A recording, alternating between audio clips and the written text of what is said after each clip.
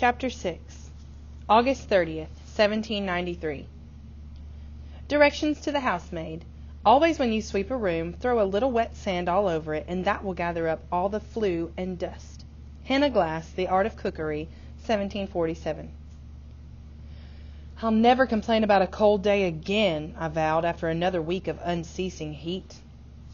Grandfather watched from the shade as I cranked the wheel of the mangle. Do you remember how thick the river ice was New Year's Day? Grandfather patted his pockets absent-mindedly. Silas crouched next to his chair, intently watching a quivering cherry branch.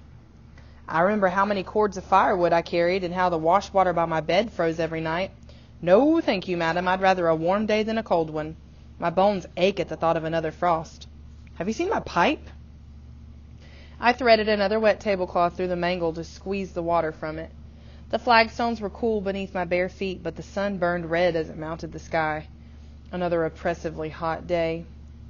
No, I haven't seen your pipe, and I adore winter. My favorite part was skating around the ships locked in solid by the ice. The Bensons were there, and the Peels, remember? It was delightful. Grandfather's white eyebrows crept skyward. Speaking of Mr. Nathaniel Benson, he started. Were we? I inquired. Your mother heard that the young man was behaving improperly toward you at the market. I let go of the mangle. It swung around and hit me in the leg. Ouch! No, I mean, Nathaniel was a gentleman. He expressed his condolences on the death of Polly Logan. Grandfather coughed once. Better he should express himself into a better apprenticeship. He'll come of nothing dabbling in Peel's paint pots. The tablecloth came out the other end of the mangle, and I dropped it into a hickory basket. I waved at the bugs hovering above my head. I do not wish to discuss Nathaniel Benson. That market is full of busybodies, I grumbled. You are right about that. Let me help you, girl. Grandfather rose stiffly. We each took a handle of the basket and carried it to the clothes horse, a rope strung between the two wooden frames that we used for drying clothes and linens. Silas crept to the base of the cherry tree, tail twitching, head steady. Eliza came through the gate as we spread the tablecloth over the line to dry. She certainly has you busy, Eliza chuckled. All of us, answered Grandfather. Look there. He pointed to two sacks by the back door. She sent me to fetch those Arabica beans. Me, the hero of Trenton and Germantown, reduced to a simple errand boy. What has the world come to?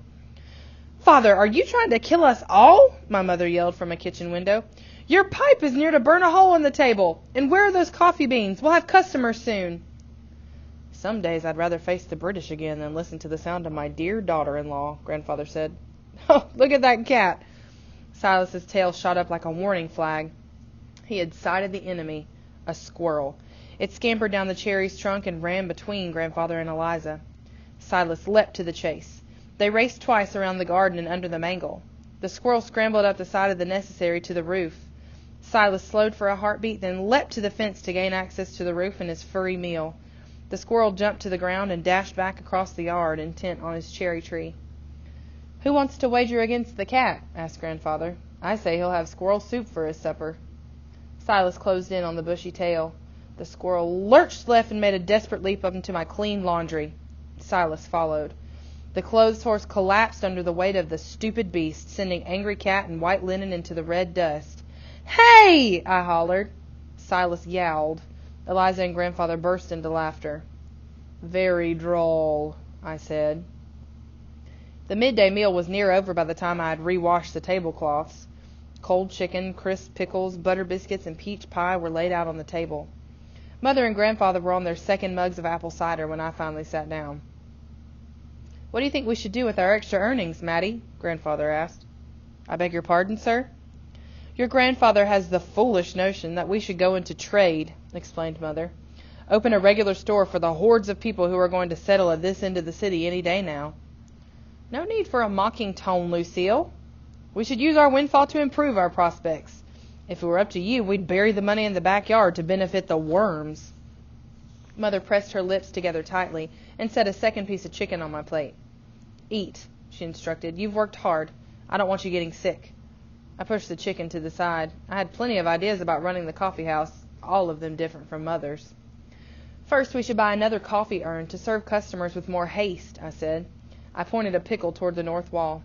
Next is to expand into Mr. Watson's lot. That way we could offer proper meals, not just tidbits and rolls.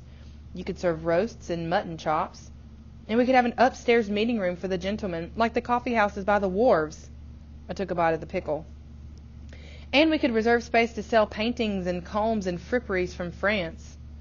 Paintings? Fripperies? Asked Grandfather. There's no use talking of expansion, either of you, Mother said. Our custom improves because business by the docks declines. It's the talk of fever. People are afraid to venture out by the river. Philadelphia suffers fevers every August, said Grandfather. This season it's those cursed refugees. They brought it, just as the ships from Barbados brought it 30 years ago. The mayor should quarantine them on Hog Island for a few weeks, and the fever would pass. He lifted his mug to King George. The parrot drank. Must you encourage that creature? Mother asked. Perhaps we should leave, just until the weather breaks. Elizabeth Batchel's family left this morning. I say we keep our heads and turn a tidy profit, Grandfather continued. Let others flee. We cooks are made of stronger stuff. Be that as it may, the increased profits are temporary, said Mother. The fever will pass, and these new customers will go back to the wharves. If we do save some money, we'll keep it for a time when business lags. I thought Grandfather was right. If we didn't open a shop or expand the coffee house, someone else would, and then it would be too late. Mother always planned for the darkest days. I took a bite of chicken. How much would Watson want for his lot? He spent most of his time in Baltimore. Perhaps Grandfather could inquire discreetly. Some chicken slid from my fork onto the floor. Dash it all, I said. Dash it all, echoed King George. He swooped down for the treat and flew back to my grandfather's shoulder. Matilda, your language, Mother started. Her lecture was interrupted by a knock at the front door. We're not yet open, shouted Grandfather. Come back in an hour's time. A message, sir, called a boy. I'll tend to this matter, ladies, Grandfather said grandly as he stood. Don't bestir yourselves. I ate quickly with one eye on King George. Silas walked under the table, his tail still drooping from his defeat by the squirrel. I tempted him to my lap with his own bite of chicken. If I could convince Mother to buy an extra urn, it would quickly pay for itself. Then Eliza could cook real dinners with turtle soup and joints of beef and muffin. If we could get Mr. Jefferson to take his meals here, more business would follow. Maybe even the President himself and Mrs. Washington for tea. Don't feed the cat at the table, said Mother, tugging me back to earth. Silas keeps King George away from my plate, I said. Mother sighed. I don't know which of you is worse. Grandfather pulled a coin from his pocket for the messenger. He walked back slowly, rereading the thick sheet of paper in his hand. What is it? Asked Mother. Nothing, a useless scrap. Nothing of interest for you. A sly smile crept across his face. If it's of no importance, then burn it, Mother said. She stacked the dirty plates. Why are you standing there like an addle-pated nitwit? Grandfather looked at the paper again. Oh, my, he said with false surprise. Is that Pernilla Ogilvy's name I see? Mother set the pickle dish back on the table. Grandfather continued. Pernilla Ogilvy, isn't she the mother of that fine lad you pointed out to me in church? What was it you said? That he'd be a fine match for our Mattie? Yes, that's what it was. But if you think I should burn it... Mother dove across the room like a hungry hawk. Give that to me, she said, snatching the paper away.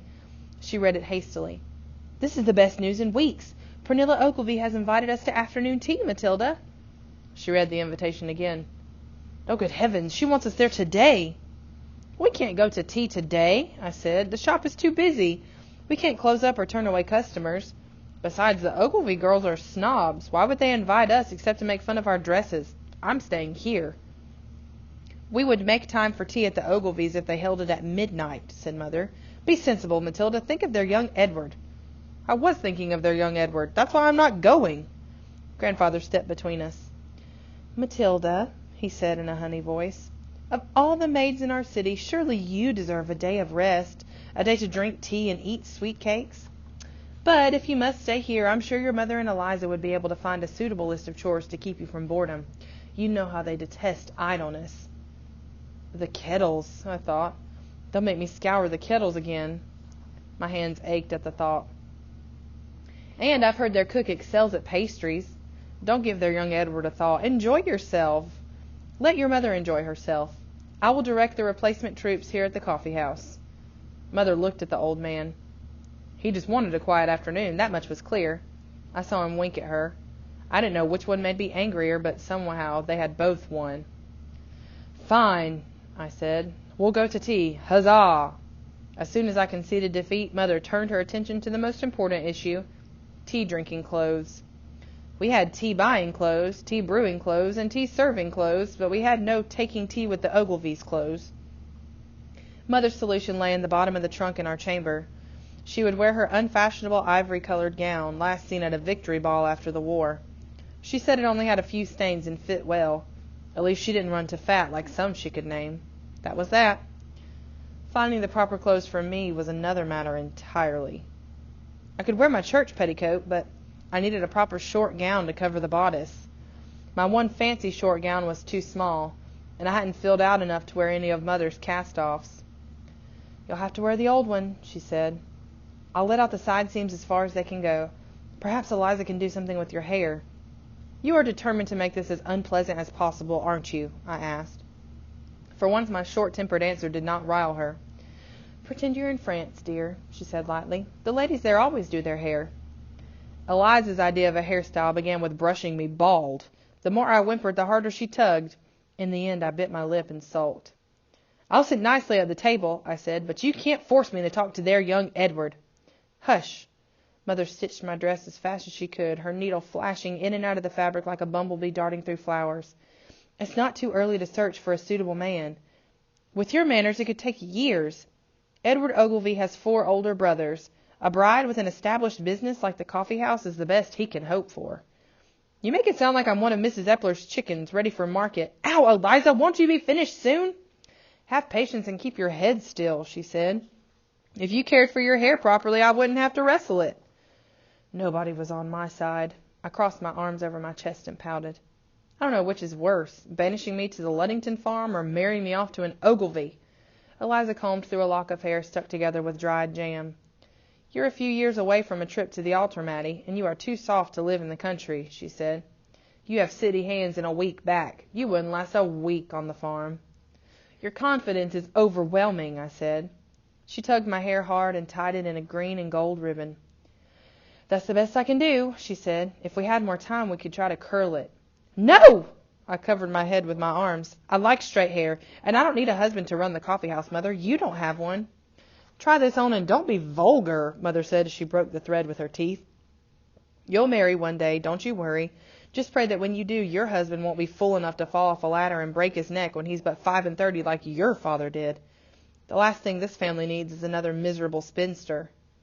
Eliza pulled the laces of my stays, cutting off my reply. I gasped and saw tiny black dots. By the time they had tightened, pinned, and locked me into my clothes, I could feel my stomach rubbing against my backbone. Mother pulled my arms back until my shoulder blades touched, the proper posture for a lady. "She looks like a china doll," observed Grandfather as we departed. "I will break just as easily," I muttered. Chapter 7. August 30th, 1793. Wit is the most dangerous talent you can possess. It must be guarded with great discretion and good nature, otherwise it will create you many enemies. John Gregory, A Father's Legacy to His Daughters, 1774. I had to breathe in short puffs as we waited at the front door of the Ogilvy mansion.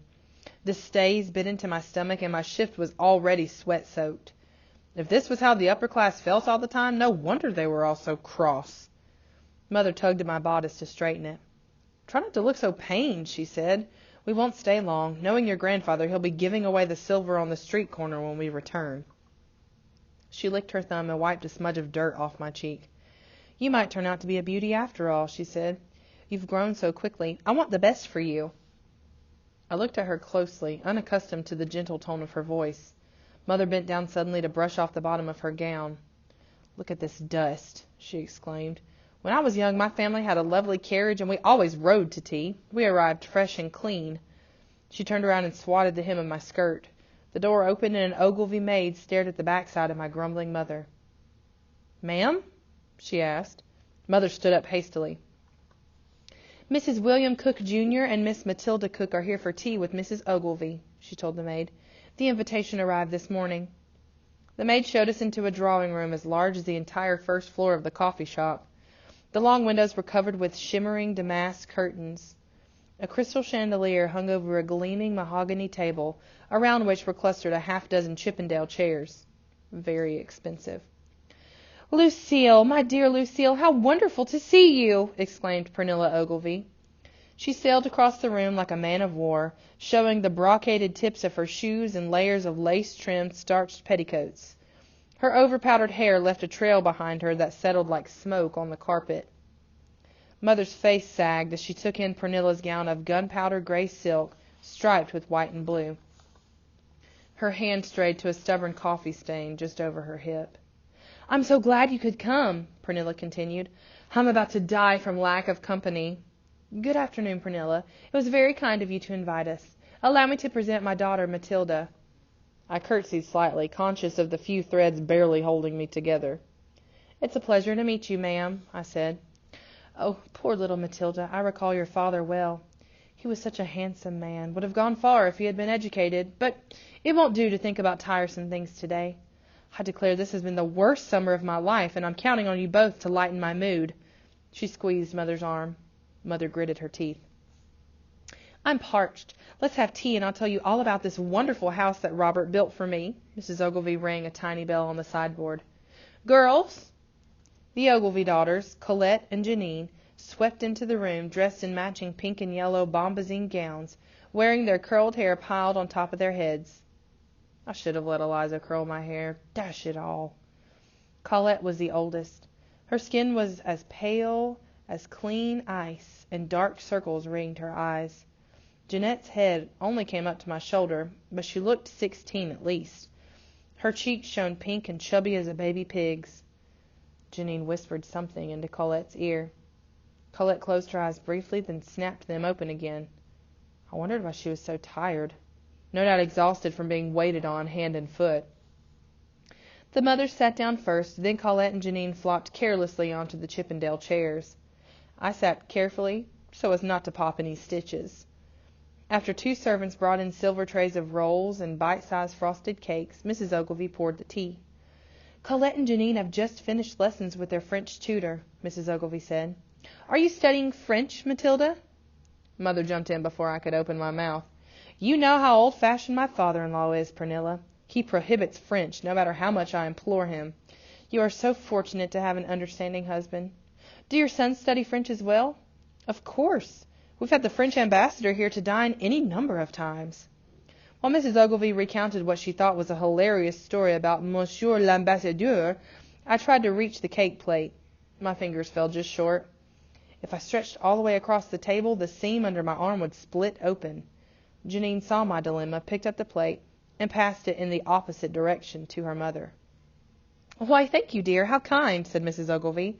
She chose 3 cakes and handed the plate to Mother, who took 2. As Mother handed the plate to Colette, it tilted and the cake slid to the floor. A tiny dog with a red ribbon between its ears rushed in and gobbled the fallen cakes. My stomach rumbled. "So tell me, Lucille, what have you been doing for company this tedious August?" Pernilla asked. "Everyone, simply everyone, has rushed out to their country retreats. It is most annoying." I struggled to keep a straight face as I pictured Mother amidst the weeds, horseflies, and dead mice in our garden. Mrs. Ogilvy prattled on. "President Washington and Martha will soon leave for Virginia, of course. The Nortons and Hepstrudels are in Germantown, and my sister took her family to New York. Did you know that I planned a gala ball and only 2 families responded? The rest of society has vanished." Janine unfolded a silk fan and waved it, blowing a cloud of curls off her forehead. Shielding her mouth from her mother with the fan, she stuck her tongue out at me. Her wretched dog nipped at my shoe under the table. "The only people left in Philadelphia seem to be shopkeepers and wharf rats. Robert has an appointment with the mayor this very day to insist that he put an end to the rumors of yellow fever." "I heard a man died of the fever in the middle of the street, and 3 black crows flew out of his mouth," said Janine. "Don't be vile, Janine," snapped her mother. "Those filthy refugees and creatures who live in the crowded hovels by the river, they're always sick with something.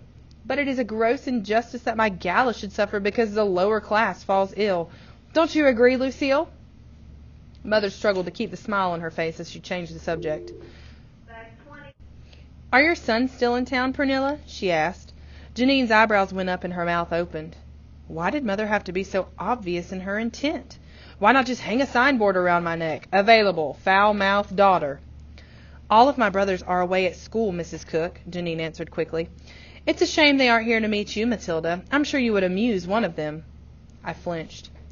Colette has recently become engaged to Lord Garthing's son, Janine continued. The gala was to have celebrated the engagement. Have you been courted yet, Matilda? Matilda is a bit young for suitors, interjected Mother.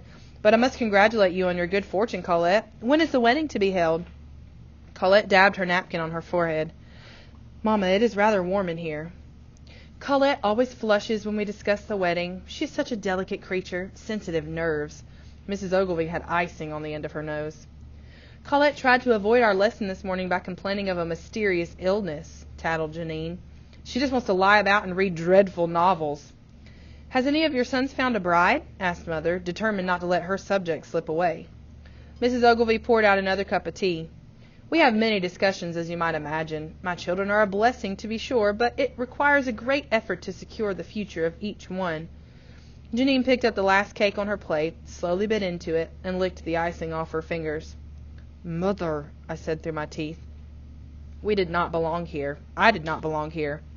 Mother may have grown up with carriages and gowns, but I had not. I had to clasp my hands in my lap to keep from slapping Janine or shaking the life out of her mangy dog. Mother ignored me and plowed ahead. Has any of your sons showed an interest in business?